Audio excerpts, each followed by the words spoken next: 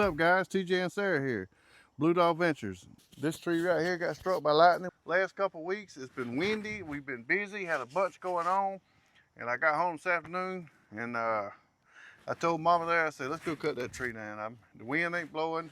As you can see, I've already got it cabled off. But if you know anything about cutting dead trees down, especially dead pine, you know that the limbs up there are dead and they'll fall on you when you go cutting it, or anything goes to shaking or give it a little bit of trauma, the limbs will fall on you. I know that firsthand dealing with the storm trees. I cut one down.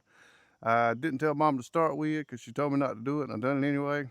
And when them limbs come down, hit me top of the head. So I drive a truck, and me going in and out of the mills, I always have to wear a hard hat. So I got this hard hat on. Safety glasses is good, but I'm not near as worried about my eyeballs as I am when them big limbs falling out that tree and hit me top of the head. But I will throw these on. And another thing you should have, steel toe boots and chaps, but I don't do this for a living. I just do it when it's necessary, when we need to, that here on the homestead. So I am gonna wear a hard hat. I got two different chainsaws here. I'm gonna talk a little bit about both of them. I've not dealt with the Husqvarna a whole lot. I'm new to it. I've had it for a few months. I've been cutting off some of these big pine stumps flush with the ground. But right here behind us, we do have, this is a Husqvarna 585, I think. Yeah, 585 Husqvarna. It's got a 32-inch bar on it. It ain't for the weak. When you get ready to cut something, this thing right here is heavy. I don't know, it's probably around 35 pounds or so. And I have used it to cut, like I said, to cut stumps off flush. We did rent an excavator a couple months after the storm and get up some of the stumps, but we still have some we got to get rid of. So I just been cutting them off flush, work on them this winter and burning them later. We're trying to get grass to go right here. But we do have a huge oak tree that the wind almost blew over. It didn't quite take it over, but it's coming down. So that'll come in handy for it. But I can't say enough about this CS490 Echo, however you want to say it. As you can see, it's already faded. It's been through the mill. I bought it just before the storm, and I've cut trees up to almost 40 inches with this little 20-inch bar. I ain't got nothing but good stuff to say about this chainsaw, but I have cut one more mini tree. I don't know how much footage we got, but I've cut a bunch of stuff with this baby.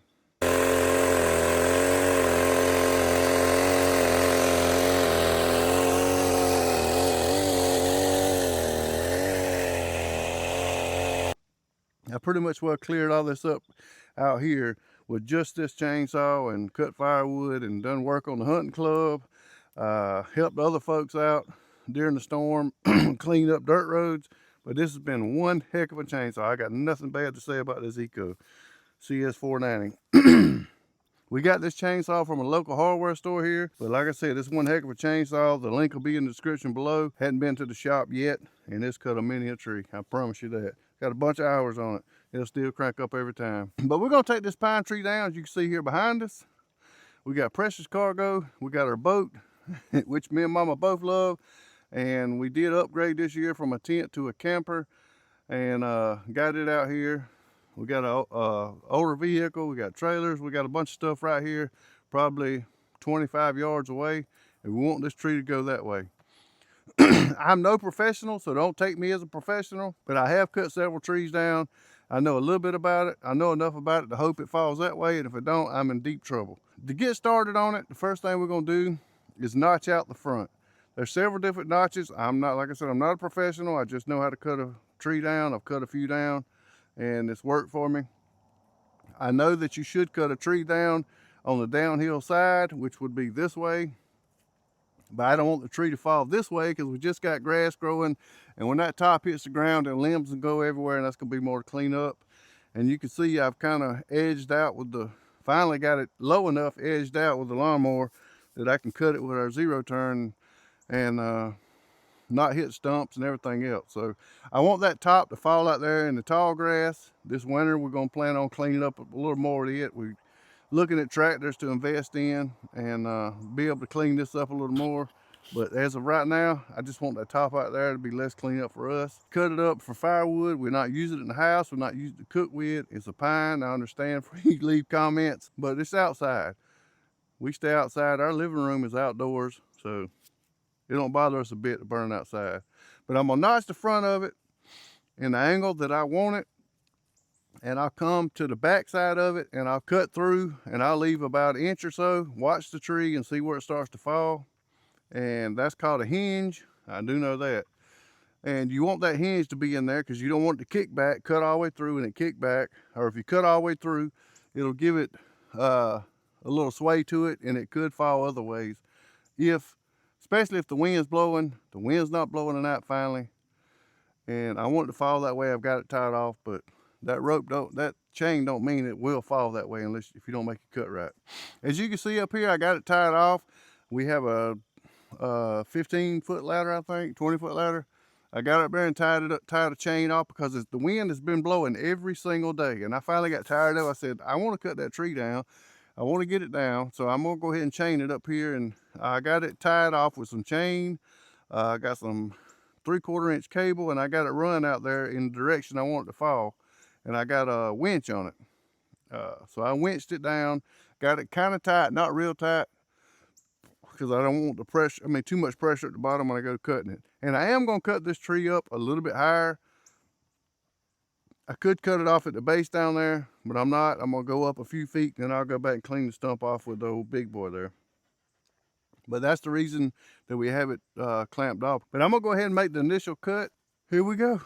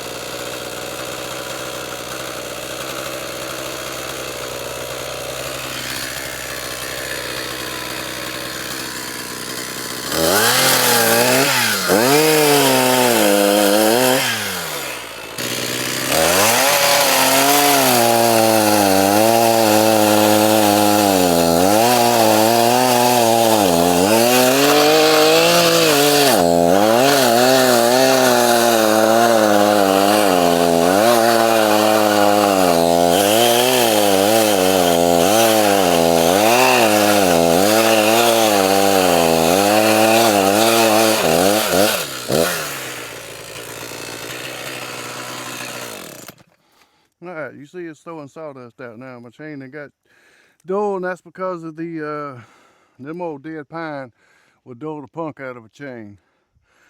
But as you can see, I kind of overcut that one. You don't want to go but about a third of the way in the tree. And now I'm gonna make my back cut. But just to be on the safe side, I'm gonna run down here and grab my hammer and my wedge. And when I start making the back cut, I'm gonna wedge it a little bit to give me a little bit more support. Right back.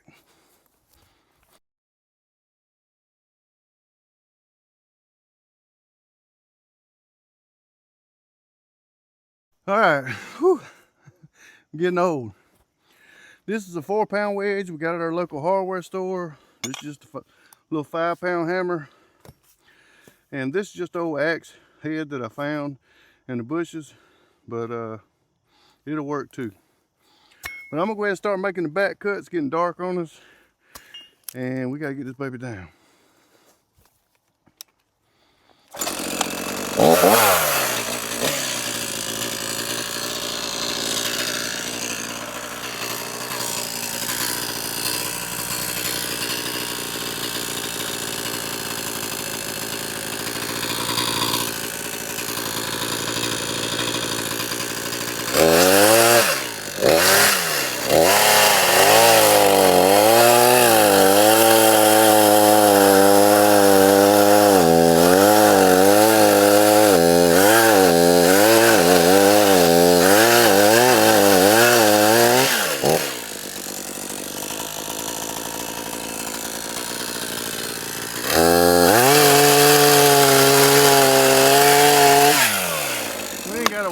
Going. You can see that hint, and the tree goes boom. As you can see, that's what I was talking about, the hinge right there. I want to leave this little spot right here where it tear. If you cut it completely in two, it kind of wobbles around, it'll fall. Could fall where it wants to. This wasn't a perfect cut, but it still fell where we want it to go. And if you cut it all the way through also, it can fall back, sit there and wobble. We didn't want that. Chainsaw gets stuck. I didn't have to wedge it as I saw which way it was going. Plus, if you don't leave that little bit of a hinge, when you cut it all the way through, that's when you see it kick back. On this chainsaw, I'm gonna give you this little quick tip too.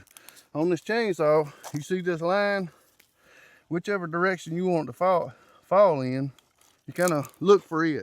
My understanding, that's the way I do it. And that's what I was shooting for. You see that pine tree at the top? At the end of that tree, I was aiming for it to fall right there, and that's where it fell. So I think it was a success. So all I got to do is cut it up now, load it on the Ranger, and do firewood. But just for y'all, I want to crank this one chainsaw at one time so y'all can hear what it sounds like. Like I said, this is the Husqvarna 585 with a 32-inch bar, but I want to crank it up so y'all can tell the difference in that chainsaw and this one.